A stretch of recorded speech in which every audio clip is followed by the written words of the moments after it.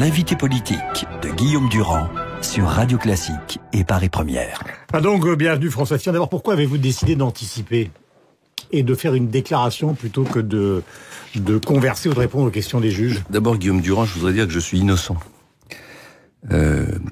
Que ma femme a travaillé avec moi pendant des années, comme c'est le cas de centaines et de centaines de parlementaires dans le passé et en ce moment même. Et je suis convaincu que la justice, même si ça prendra du temps, établira cette innocence. C'est ce que vous écrivez dans la lettre que vous leur avez adressée. En attendant, nous sommes devant une procédure judiciaire qui n'est pas normale. Et même le juge l'a reconnue. Elle est exceptionnelle. Elle est adossée à un calendrier politique. Il y a une instrumentalisation des affaires contre moi avec un objectif, m'empêcher d'être candidat à l'élection présidentielle. Vous en êtes certain? J'en suis absolument certain, c'est une évidence. Alors ça c'est pas moi malheureusement j'ai pas de cabinet noir à ma disposition pour faire des enquêtes. Vous vous êtes posé la question depuis le début de cette affaire. Bien sûr que je me pose la question, je n'ai pas la réponse. L'objectif c'était de m'empêcher d'être candidat et si possible de faire en sorte avec ce calendrier diabolique ma mise en examen 2 jours avant la clôture des candidature à l'élection présidentielle, l'objectif c'est de faire en sorte, si possible, que la droite et le centre n'aient pas de candidat. Comme ça, c'est plus simple. Ça sera un débat entre la gauche et Madame Le Pen. Eh bien, moi, j'ai décidé de résister. Je considère que ce calendrier exceptionnel, qui n'est pas celui d'un justiciable normal, me délivre de l'engagement que j'avais pris de ne pas être candidat si j'étais mis en examen. Vous les ramener. Bien sûr. Quand vous allez à TF1 lundi soir, vous allez vous retrouver face aux 4 autres qui vont vous redire ce que vous avez déclaré à TF1. Eh bien, je leur dirai... Et ce que vous avez déclaré à propos de Nicolas Sarkozy en citant le général de Gaulle. Je leur dirai qu'à partir du moment où on est en face d'une instrumentalisation de la justice, il n'est pas possible de céder. Parce que céder, ça veut dire que désormais, c'est pas le peuple français qui choisit son président, c'est pas le peuple français qui choisit son programme, ce sont des officines, ce sont des manœuvres. Est-ce que c'est pas la définition même du populisme, ça, justement, de refuser les institutions? Non, je ne refuse aucune institution. Moi, je suis allé, contrairement à Madame Le Pen, à la convocation des juges. Je respecte la justice. Je ne dis pas que les juges ont un calendrier politique. Je dis que la justice est instrumentalisée. Elle est instrumentalisée par ceux qui ont intérêt à ce que je sois éliminé de cette compétition. Regardez ce matin, Madame Le Pen, on enquête sur son patrimoine, on enquête sur le patrimoine d'Emmanuel Macron, on s'interroge sur une attribution d'un marché lorsque son déplacement à Las Vegas. Tout le monde est pris à plus ou moins dans des registres différents. Vous reconnaîtrez, tout le monde est pris dans cette tasse. Que s'agissant de ma personne, ça fait 2 mois que ça dure, avec des pseudo-révélations tous les matins. J'ai le sentiment qu'il y a peut-être une certaine gêne et dans le milieu médiatique et peut-être dans les cercles du pouvoir et que on cherche désormais à équilibrer un peu les choses. Mais cette situation, elle est anormale. On rentre dans une campagne présidentielle. L'élection est dans 39 jours. Donc maintenant, les Français ont droit à un débat sur les projets, surtout à un moment où la France est en mauvaise situation, où les questions de sécurité, les questions d'économie. Et donc moi, le choix que j'ai décidé de faire désormais, il est très simple. La justice a décidé de me mettre en examen, très bien. Il y aura donc maintenant une procédure qui va être longue et dont je n'ai pas de doute sur l'issue. Désormais, toutes les questions qui relèvent de la justice et qui me seront posées par les journalistes, c'est mon avocat. Et moi, je vous réponds aux questions qui concernent la campagne présidentielle, le programme et la vie. Vous connaissez la phrase du général de Gaulle, j'ai un grand plaisir à avoir beaucoup de journalistes, mais en voir un seul est un supplice. Non, mais je ne critique ni les journalistes ni la justice. Je dis simplement que le système s'emballe et qu'il faut que chacun se place devant ses responsabilités. Moi, j'ai les miennes, vous avez les vôtres. Il y a un pays qui va mal, une campagne présidentielle qui est maintenant proche de sa conclusion. Il reste 39 jours. Bon, il faut rentrer dans les débats. Qu'est-ce qu'on veut faire pour notre pays? Quelles sont les solutions? L'un des arguments qui vous est opposé dans cette affaire, c'est de dire, au fond, étant donné la nature des mises en examen, comment peut-il augmenter la TVA, supprimer les 35 heures, supprimer l'ISF? C'est-à-dire, au fond, Parce que vous pensez vraiment que M. Macron, qui est un banquier d'affaires, peut sans demander des efforts aux uns et aux autres, parce qu'il demande aussi des efforts aux uns et aux autres, sans qu'on se pose des questions. Vous pensez que tous les candidats à cette élection présidentielle sont des sortes d'ermites et de Saint François d'Assise. Donc vraiment, mais c'est ce que veulent les Français maintenant. Finalement, ils rêvent d'un président à 5 000 € à vélo, qui n'a pas de conquête, qui pense comme le général de Gaulle. Vous dites que les Français veulent ça, vous en savez rien du tout. Mais je le suppose. Voilà, moi je vous dis non, les Français. La transparence, ça aboutit à ça. La transparence est nécessaire, mais enfin il y a des limites. La vie privée, ça existe aussi. Il y a des sujets qui sont des sujets qui tiennent, qui touchent à la vie privée, qui ne devraient pas entrer dans ce débat présidentiel. Mais en tout cas, n'anticipez pas ce que veulent les Français. Vous l'avez dit. Enfin, je parle pas de vous. Je parle le système médiatique l'a déjà fait plein de fois. On s'emballe sur les sondages. Il y a des favoris, etc. Et ça ne se passe jamais comme vous l'avez prévu. Mais reconnaissez que la question qui est posée aujourd'hui, c'est le débat direct avec les Français sur les programmes. D'accord, on y va, mais simplement je voudrais rappeler à un moment de votre carrière qui est le passage chez les Rénovateurs avec Seguin et les autres.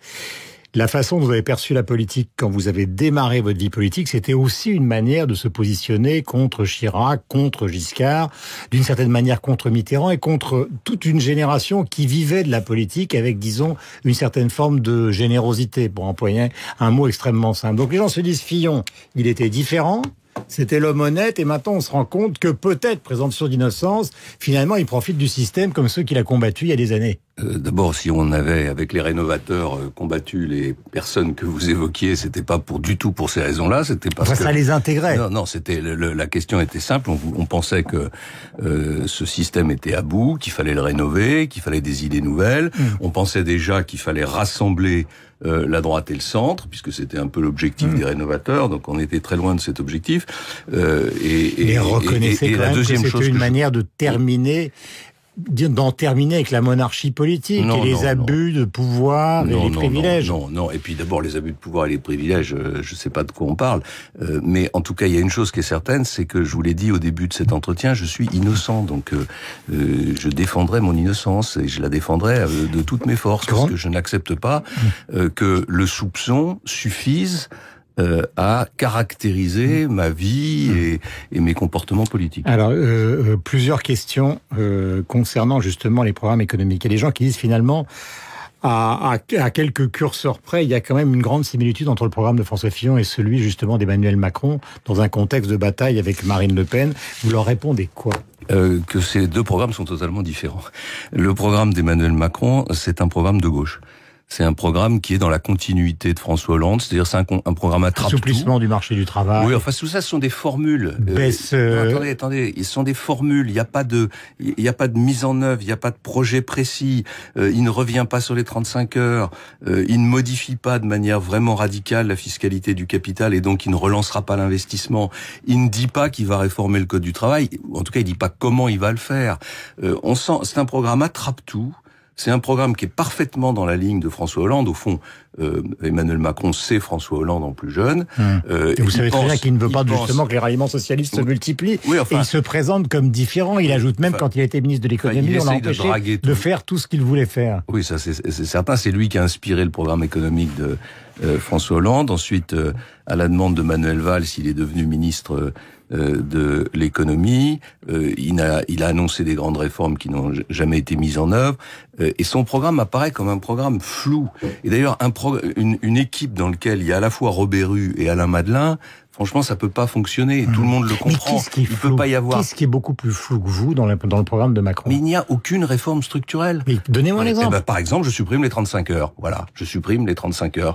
Les salariés pourront négocier avec les entreprises le temps de travail librement. Je passe l'âge de la retraite à 65 ans. Mais je prends un cas, puisque vous avez des choses précises, allons-y. Les 35 heures, c'est terminé quand? À la fin de votre mandat ou juste après? Non, ça se termine en juillet 2017. Oui. Le Parlement sera saisi d'un texte dans lequel il y aura la suppression de la durée légale du travail, le renvoi à la négociation dans l'entreprise, et ensuite, dans chaque entreprise, selon le calendrier que souhaiteront les directions et les salariés, on négociera dans des limites naturellement acceptables, c'est-à-dire entre 35 et 39 heures. La retraite, Emmanuel Macron nous explique qu'il va sauver les régimes de retraite, rassembler les régimes de retraite, mettre en place la retraite par points, sauf qu'ils touchent pas à l'âge légal de la retraite. Et donc tout le monde sait que sans toucher à l'âge légal de la retraite, il n'y a pas d'équilibre. Et en particulier, on peut pas améliorer les petites retraites. Ce que je veux faire, parce que moi je veux revaloriser les petites retraites, les retraites de moins de 1 000 €. Et pour le faire, il faut passer l'âge de la retraite à 65 ans. Alors, vous savez quand? C'est dès le début du quinquennat.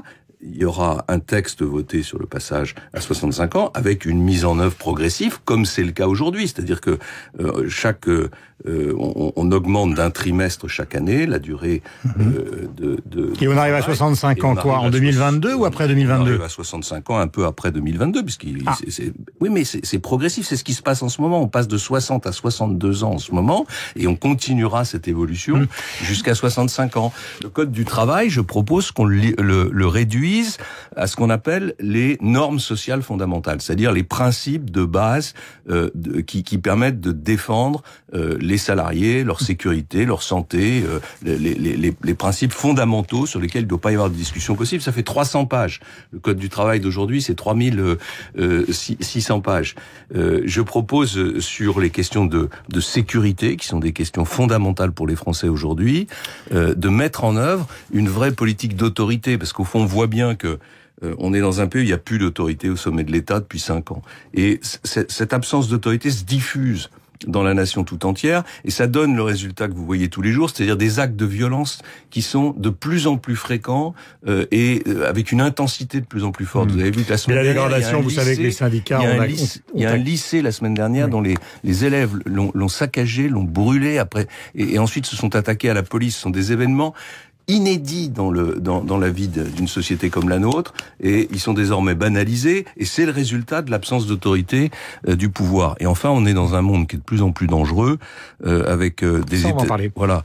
Et donc, on a besoin d'autorité, on a besoin d'un projet qui soit un projet de redressement national. Le projet de monsieur Macron, c'est un projet mou, c'est un projet attrape-tout, c'est un projet qui cherche à séduire. On voit d'ailleurs qu'il cherche à séduire les battus des primaires. Alors il est allé à Bordeaux pour faire des sourires à Alain Juppé, qui lui a répondu avec fermeté. Mais les jeunes avec Juppé ont basculé. Il fait la même chose, non, c'est quelques personnalités, c'est pas du tout c'est un mouvement, c'est quelques responsables. Et puis il fait la même chose avec Valls, tout en lui refusant ensuite l'accès en expliquant que les socialistes sont pas les bienvenus. Enfin, tout ça n'est absolument pas clair. Comme disait Madame Aubry, quand c'est flou, c'est qu'il y a un loup.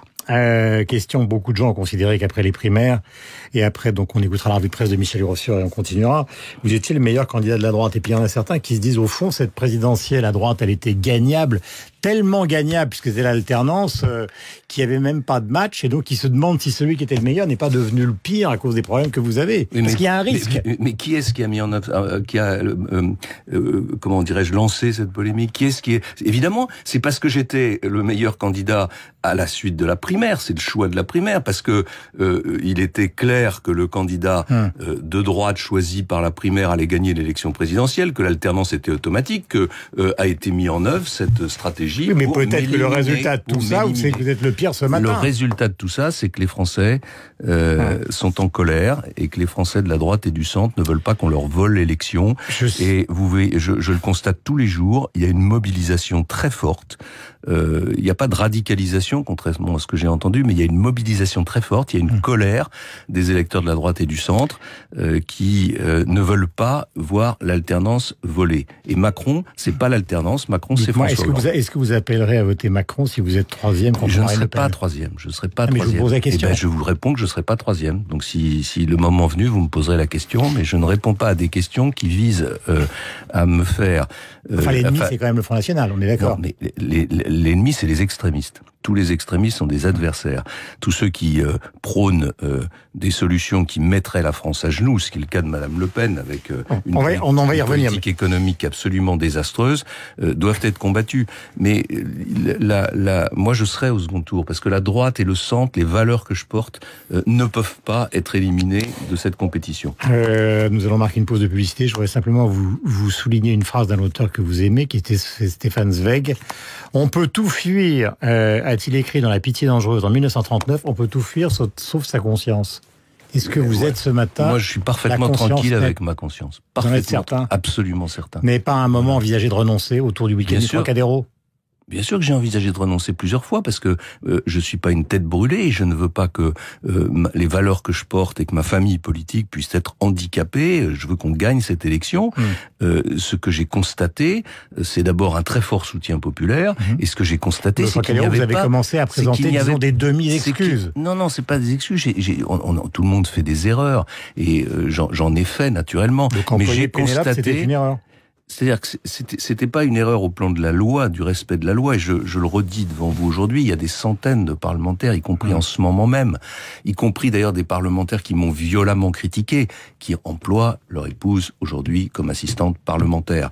Ce que j'ai indiqué, c'est que il y a un manque de transparence autour de ces sujets. Et j'aurais dû me rendre compte plus tôt que ces questions suscitaient des doutes chez les Français. C'est-à-dire la raison pour laquelle ça fait 3 ans que j'ai cessé... leur demander de serrer leur ceinture. Non, attendez, si je n'avais pas employé mon épouse, j'aurais employé quelqu'un d'autre. Donc ça ne change strictement rien au sujet. Il faut pas non plus mélanger les choses. Simplement, il y a 3 ans, j'ai compris que c'était un sujet de soupçon et de doute. Donc moi, j'ai arrêté. C'est toujours le cas aujourd'hui pour très nombreux parlementaires. Donc j'aimerais qu'il y ait un peu plus d'objectivité dans le traitement qui m'est réservé. Il est 8h33. Nous sommes en direct avec François Fillon. De nombreuses questions sur le programme, la situation internationale et la campagne. Nous sommes à 39 jours. Voici le rappel des titres avec Sophie Poligny. Voici la revue de presse avec Michel Grossieur et François Fillon de retour. L'invité politique de Guillaume Durand sur Radio Classique et Paris Première. Pays-Bas, Grande-Bretagne, est-ce que vous craignez, François Fillon, le Frexit ? Non, ce que je crains, c'est l'effondrement d'un projet européen au moment même où le monde est plus dangereux que jamais et où nous avons besoin de nous serrer les coudes. Le départ de la Grande-Bretagne a été un premier coup de tonnerre et ce coup de tonnerre peut être suivi d'autres si on ne change pas le projet européen. Mais quand vous dites d'autres, c'est Marine Le Pen. Est-ce que vous considérez ce matin que la victoire de Marine Le Pen est possible ? Vous avez la montée des extrémismes dans beaucoup de pays européens, et vous avez surtout un doute qui s'installe, une colère même qui s'installe dans beaucoup de pays européens par rapport à un projet européen, par rapport au fonctionnement des institutions européennes qui ne correspondent pas à l'attente des peuples. C'est la raison pour laquelle moi je propose un nouveau projet européen.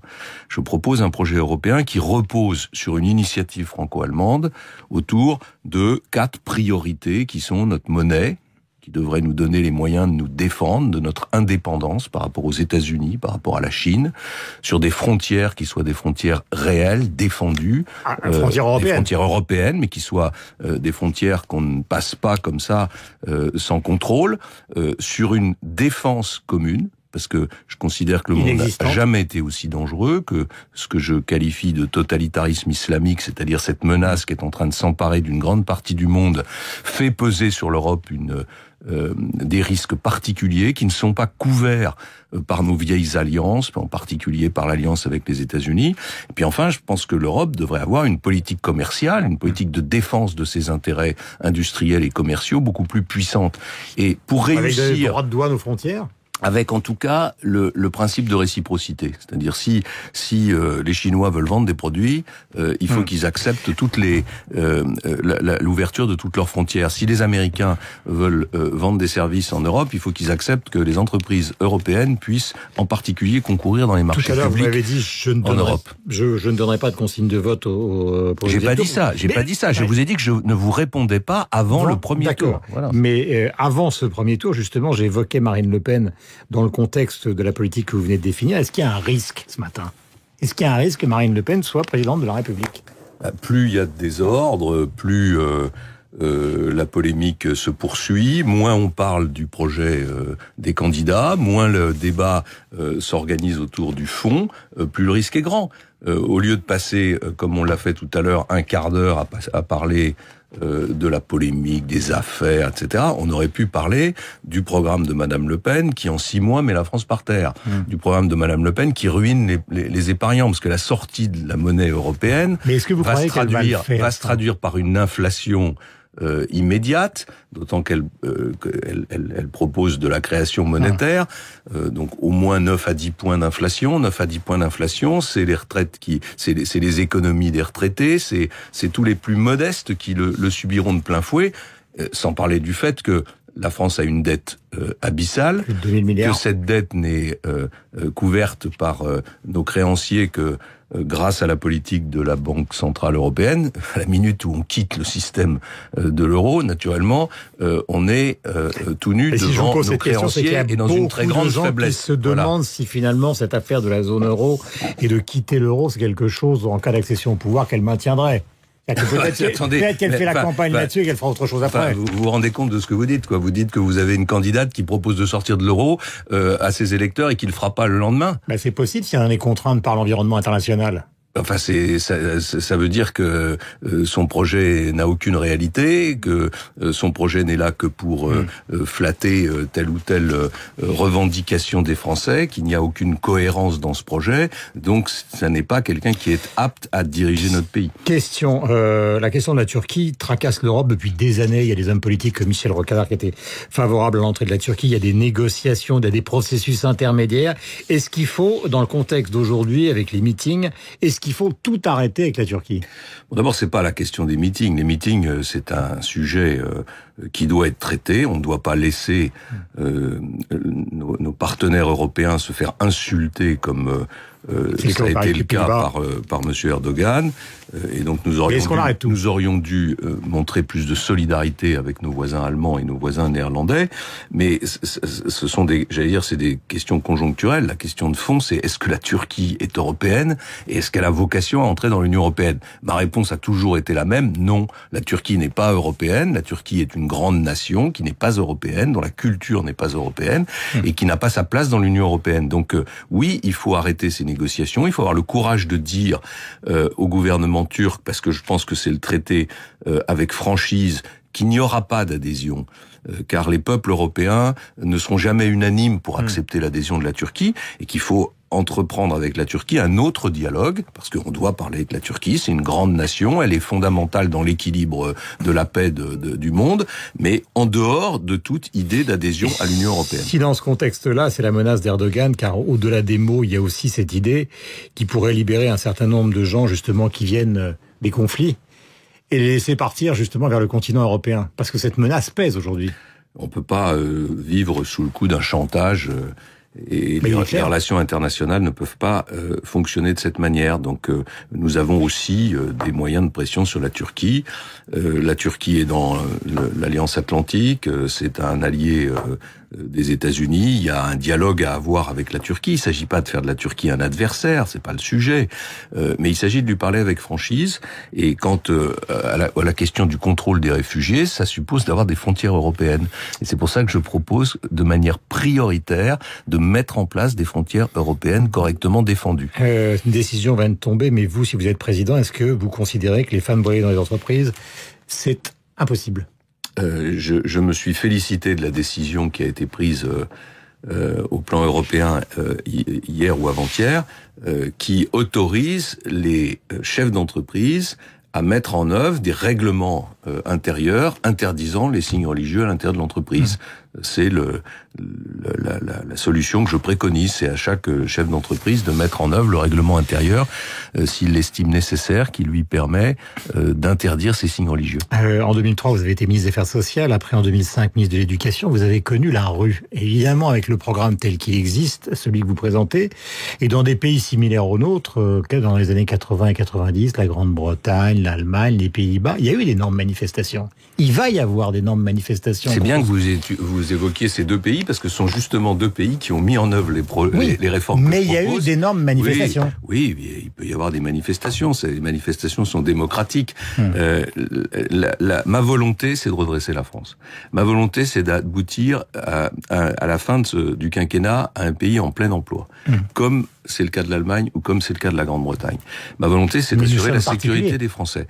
Et les Français le réclament, les Français l'attendent. La colère les colères, non, pas du tout. Il y a énormément de Français qui attendent des réformes profondes, qui attendent qu'on leur dise la vérité, qui attendent que les hommes politiques ne se cachent pas derrière des programmes qui n'ont pas d'autre objectif que d'essayer de séduire les électeurs, mais dont on sait à l'avance que ce sont des programmes qui n'aboutiront pas à des changements. Je vais prendre un seul exemple, puisque au fond, c'est une manière de s'adresser à Maï et à tous les syndicalistes ce matin. Martinez, dans l'affaire des fonctionnaires et des 500 000, comment vous allez procéder et où vous allez procéder ? Il y a 5 500 ou 600 000 fonctionnaires en France. Enfin, emploi public en France, 5 millions. Presque 6 millions. L'Allemagne a 15 millions d'habitants de plus, elle a moins d'emplois publics que nous, un peu moins d'emplois publics que nous. Est-ce que l'Allemagne est un pays qui n'est pas administré? Non, à l'évidence. Le projet que je propose, ça consiste à réduire, par non-remplacement des départs à la retraite, 8% de cet effectif sur 5 ans. C'est-à-dire 1,5% par an. Mais on peut vous demander où ? Voilà. Mais partout où c'est possible, partout où c'est nécessaire, ça suppose de repenser l'administration de l'État, ça suppose d'utiliser massivement le numérique, les nouvelles technologies, de supprimer des formulaires. Il va y avoir des zones protégées, l'hôpital, l'armée et la police. Donc immanquablement, ça va retomber sur l'éducation nationale. Non. Enfin, tout ça, c'est des calculs, honnêtement, à la louche. Moi, je vous dis, il y a 5 600 000 emplois publics. Combien il y a de policiers, à votre avis ? 150 000. Oui. Voilà. Donc, on m'explique qu'on va supprimer des policiers. Il y a 5 600 000 emplois publics. Les collectivités locales ont créé 1 million d'emplois nouveaux depuis 20 ou 25 ans. Donc, les gisements permettant de réduire le nombre d'emplois publics existe. Pourquoi est-ce que je propose de réduire les emplois publics ? C'est parce que nous avons une dette insoutenable. Et c'est justement ce que je reproche aux autres candidats, et en particulier à Emmanuel Macron, c'est de ne pas proposer des solutions pour aboutir à l'équilibre des comptes publics. Vous pensez vraiment que pendant les 5 années, les 10 années qui viennent, les créanciers vont continuer à prêter à la France sans discuter et avec des taux d'intérêt à zéro de l'argent pour payer les salaires, des fonctionnaires non seulement sous le quinquennat de François Hollande, mais même sous le précédent. Eh bien, sous le précédent, nous avons, avec Nicolas Sarkozy, supprimé 150 000 emplois dans la seule fonction publique d'État. Moi, je parle des 3 fonctions publiques. Elle a augmenté parce qu'il y a eu une crise financière majeure et que cette crise financière a fait augmenter les dettes de tous les États développés. Donc, c'est tout à fait possible, c'est tout à fait nécessaire. Et j'ajoute que je suggère, je propose, c'est un engagement de mon projet, qui est une négociation autour de l'augmentation du temps de travail aussi, s'agissant de la fonction publique, parce que je pense que la seule manière de sortir notre pays de la difficulté, ce sera d'augmenter un peu le temps de travail pour se mettre au niveau des autres pays européens. On peut pas vivre, on n'est pas sur une île, on n'est pas on est dans une économie qui est interdépendante, et on ne peut pas avoir le privilège d'être le pays où on travaille le moins et où on dépense le plus. Est-ce que vous avez le sentiment personnel d'avoir la capacité d'être président de la République ? Parce que c'est quelque chose qui vous a été beaucoup contesté. Quand je vois les autres candidats, je laisse les Français juger. Je parle de vous dans le contexte qui est celui d'aujourd'hui. Vous voyez, vous y revenez toujours. Non ? Vous y revenez toujours.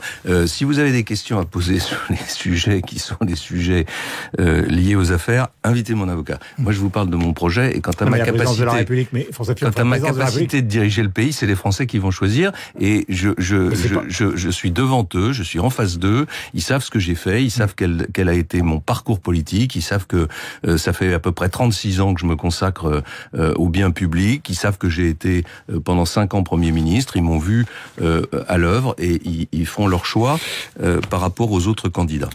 Dernière question sur le domaine justement économique, mais qui est aussi à la limite du domaine économique et culturel, c'est l'affaire des chantiers. Il y a beaucoup de gens qui se posent la question maintenant de se dire, au fond, est-ce que on doit accepter sur des chantiers des gens qui ne parlent pas le français ? Donc c'est pour ça que je disais que c'est mi-économique, biculturel. Quelle est la position que vous avez dans ce domaine ?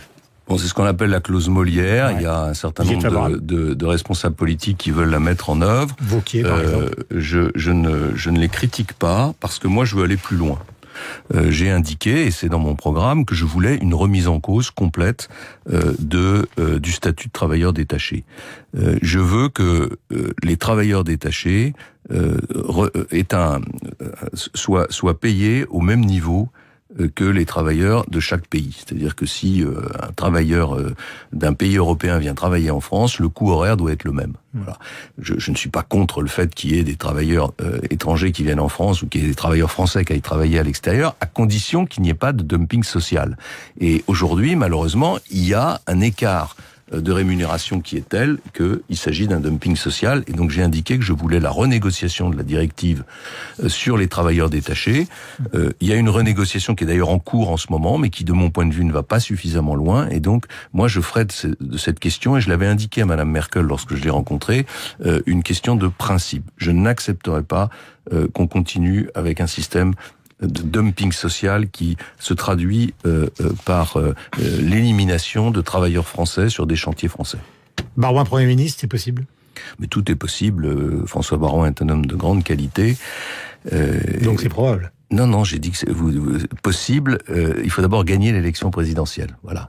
Et pour gagner l'élection présidentielle, il faut que nous soyons tous rassemblés dans la défense d'un programme, d'un projet de valeurs qui sont les valeurs françaises, et pas dans des calculs d'appareil ou dans des suppositions sur l'avenir des uns et des autres. Un premier voyage, si vous êtes élu Premier voyage. La transition, c'est d'aller en Allemagne. Oui, non. Emmanuel Macron va en Allemagne.